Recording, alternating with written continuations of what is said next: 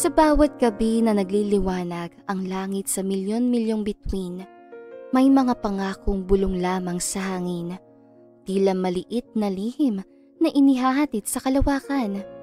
Ngunit, ano kaya ang mangyayari kung isang pangakong binitiwan sa ilalim ng mga bituin ay magsisilbing gabay sa dalawang pusong pinaglayo ng panahon? Ito ay kwento ng kabataan, ng pag-asa, ng paghihintay at ng muling pagkikita.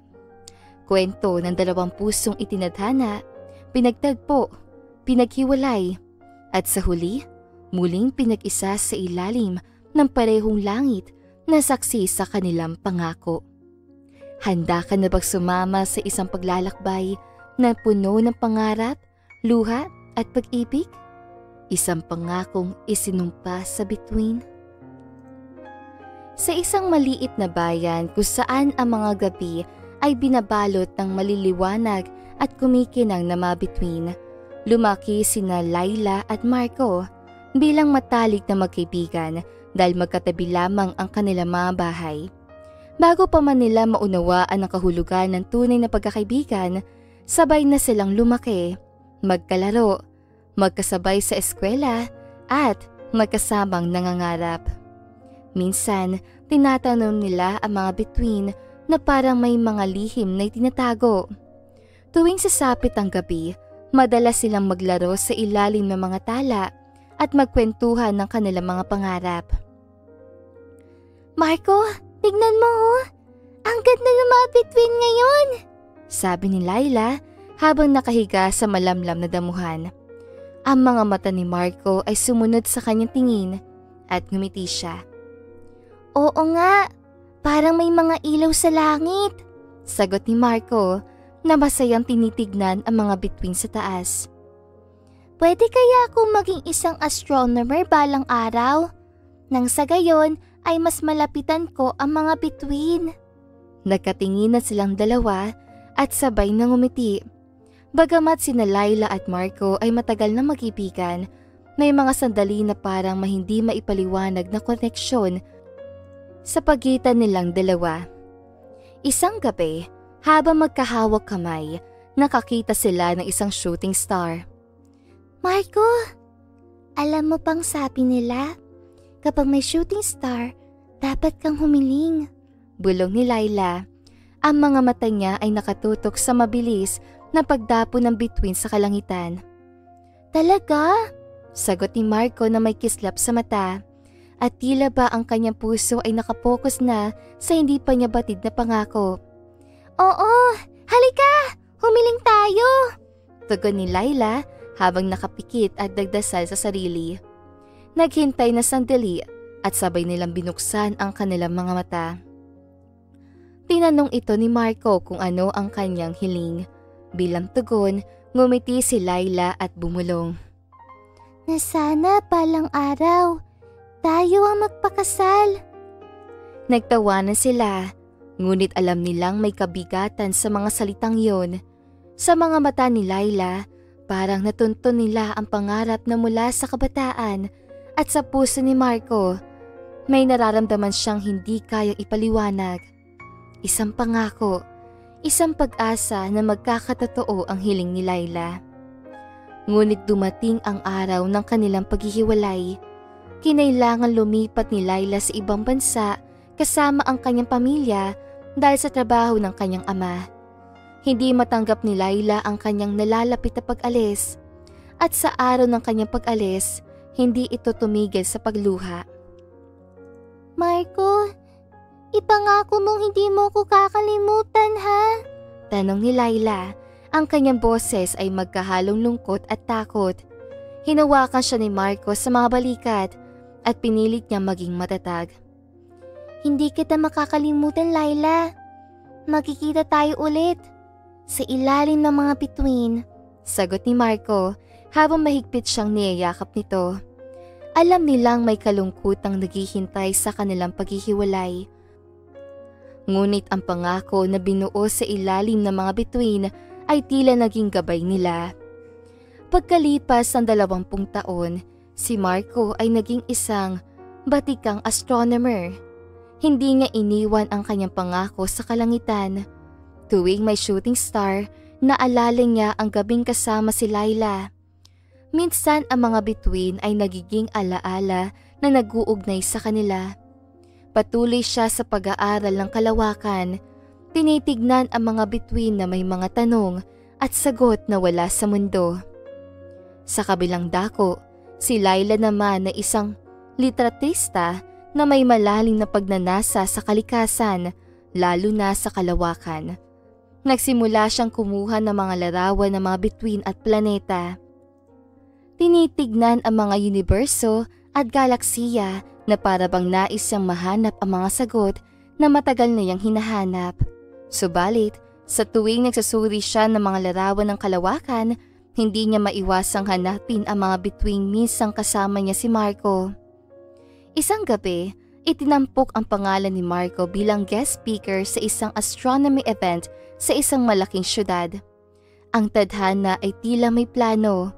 Si Laila, bilang photographer ng nasabing event, ay hindi inaasahan na makikita niyang muli ang isang taong matagal nang nawalay sa kanya.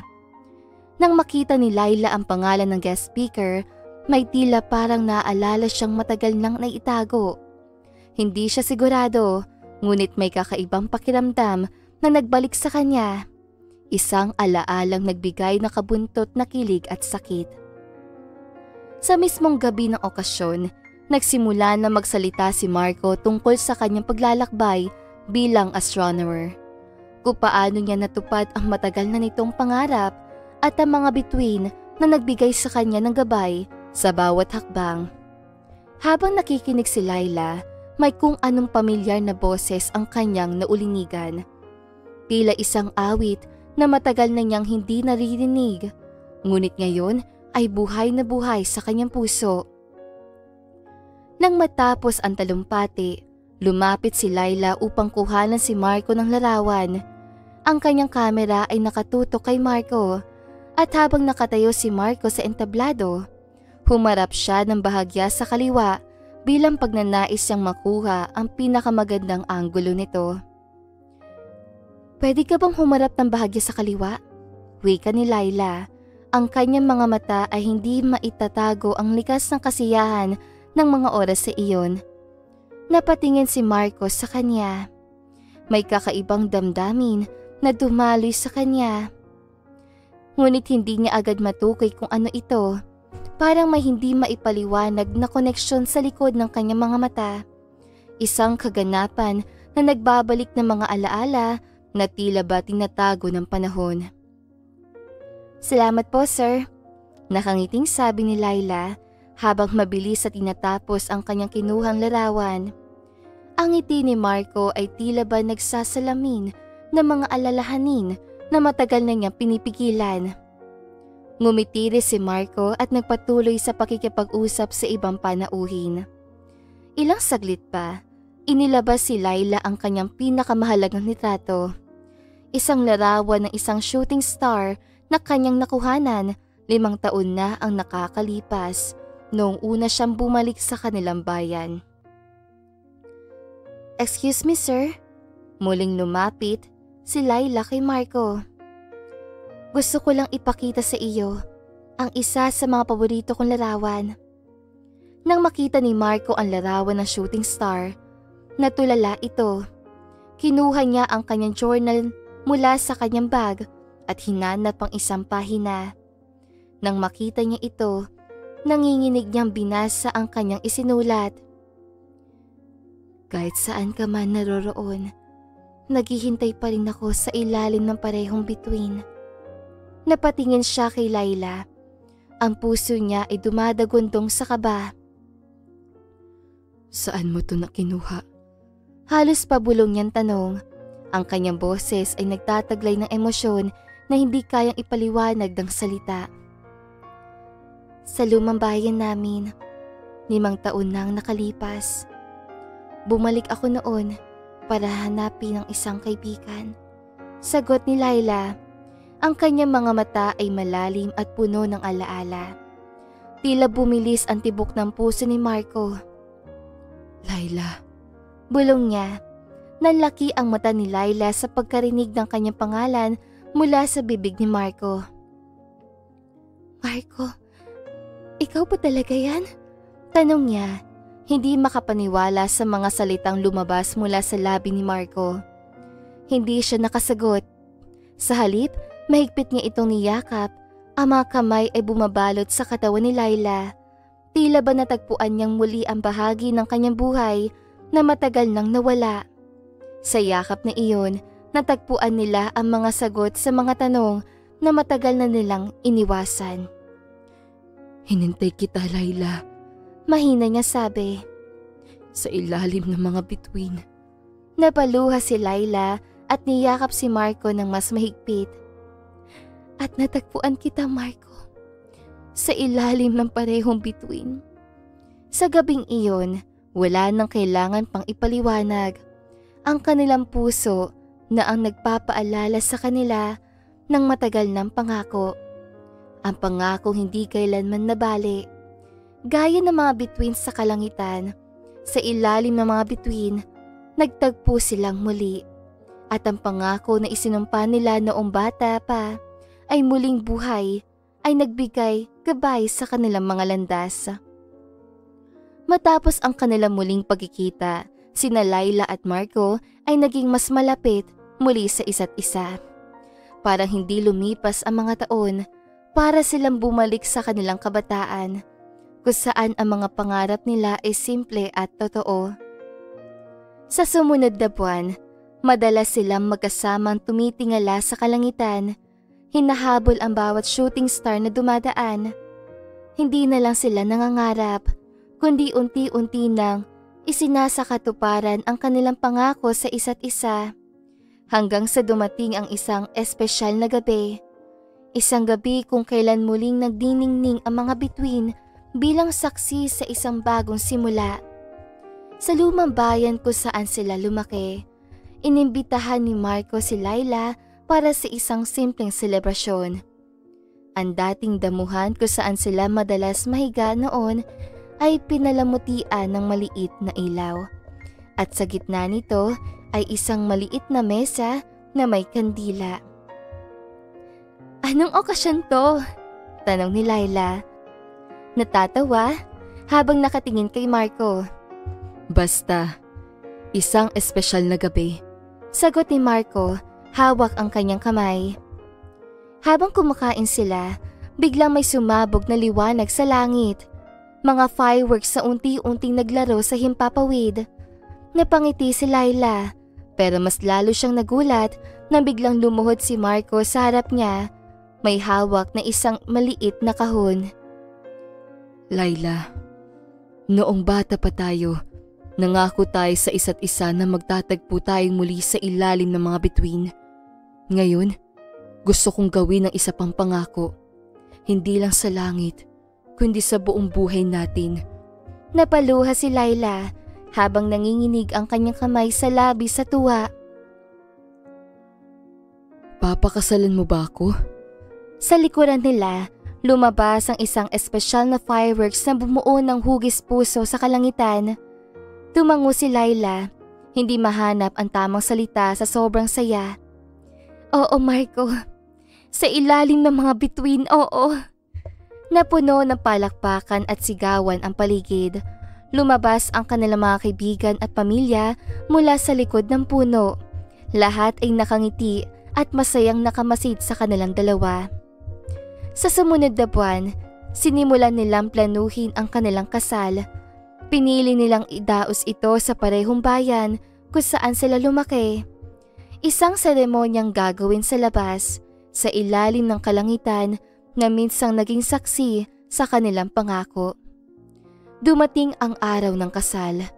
Ang buong paligid ay pinuno ng mga ilaw na parang maliliit na bituin. Sa gitna ng altar, nakatayo si Marco, naghihintay kay Laila. At nang makita niya itong naglalakad sa aisle, tila bumagal ang oras. Si Laila sa kanyang puting bastida ay parang isang tala sa gitna ng gabi. Kumikinang, nagliliwanag at puno ng pagmamahal. Sa harap ng altar, hinawakan ni Marco ang kamay ni Laila. Sa wakas, Layla, natupad na ang pangako natin. Ngumiti si Layla at tumingin sa langit. At gaya ng mga bituin, ang pagmamahal natin ay hindi kailanman maglalaho. Sa ilalim ng maliliwanag na bituin, binigkas nila ang kanilang mga sumpa at sa unang pagkakataon, sa gitna ng mga palakpak at sigawan ng kanilang mga mahal sa buhay, hinalikan nila ang isa't isa bilang mag-asawa. At sa gabing yun, habang magkahawak kamay, tumingala silang muli sa kalangitan at sa parehong sandali, isang shooting star ang dumaan. Ngumiti si Marco. Mukhang may hiling na naman tayong dapat gawin. Hinawakan ni Layla ang kanyang muka at bumalong. Hindi ko na kailangang humiling. Nasa akin na ang pinapangarap ko. At doon sa ilalim ng mga bituin, nagsimula ang kanilang walang hanggang kwento. Hindi na isang pangako, kundi isang katotohanang puno ng pagmamahal. At dito na nga po nagtatapos sa magandang istoryang ito. Maraming salamat mga kakwentuhan! Huwag niyong kalimutan mag-like at subscribe at pindutin na rin ang notification bell para lagi kayong updated sa ating kwentuhan. Hanggang sa muli, paalam!